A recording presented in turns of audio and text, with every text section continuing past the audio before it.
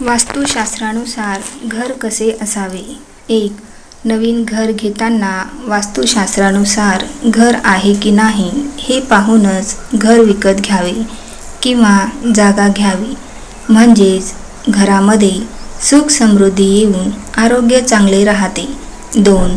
जर तुम्ही तुमच्या नवीन घरासाठी रिकामी जागा विकत घेत असाल तर त्या जागेचा आकार हा चौकोनी किंवा आयताकृती असावा. त्रिकोणी किंवा गोलाकार जागेवर नवीन घर बांधू नये. 3.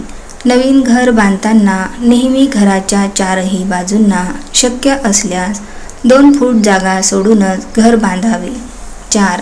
नवीन घर घेताना घराला तिरकस भाग म्हणजे कोस नसावा, त्यामुळे आर्थिक अडचण वाढून आरोग्यविषयीच्या तक्रारी वाढू शकतात. 5. नवीन घर घेताना दक्षिण, पश्चिम, नैऋत्य आणि आग्नेय या दिशातून येणारे दरवाजे टाळावे. 6. नवीन घर घेताना घराचा दरवाजा उत्तर किंवा पूर्व दिशेला असावा, म्हणजेच घराच्या दरवाजातून बाहेर पाहताना उत्तर किंवा पूर्व दिशा असावी. 7. घराचा ईशान्य कोपरा नेहमी स्वच्छ ठेवावा, तसेच या भागात अंधार नसेल याची काळजी घ्यावी. 8. घराची उत्तर दिशा बंद असेल तर कर्जबाजारी होण्याचे प्रमाण वाढते आणि घरातील आर्थिक समस्या वाढतात. 9. घराच्या मुख्य दरवाजाजवळ उतरता किंवा चढता जिना असेल तर अनेक वाईट घटनांना सामोरे जावे लागते, म्हणून घराच्या मुख्य दरवाजाजवळ जिना नसावा. 10.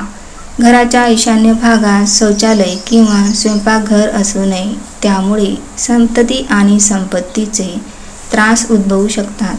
11. घराच्या दक्षिण पश्चिम भागात वास्तुदोष असल्यास घरातील ज्येष्ठ नागरिकांना आजारपण येऊ शकते.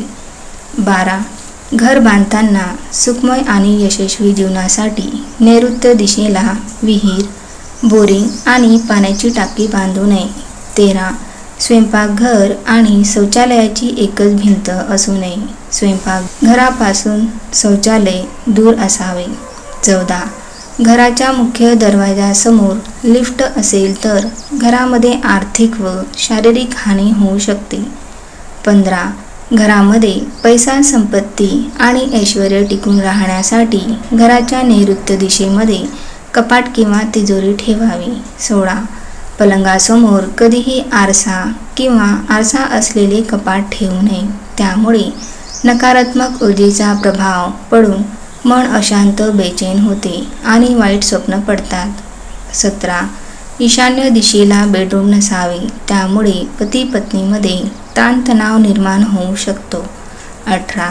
ईशान्य दिशेला वास्तुदोष असेल तर मुलांच्या शिक्षणावर आणि आरोग्यावर वाईट परिणाम होतो. 19.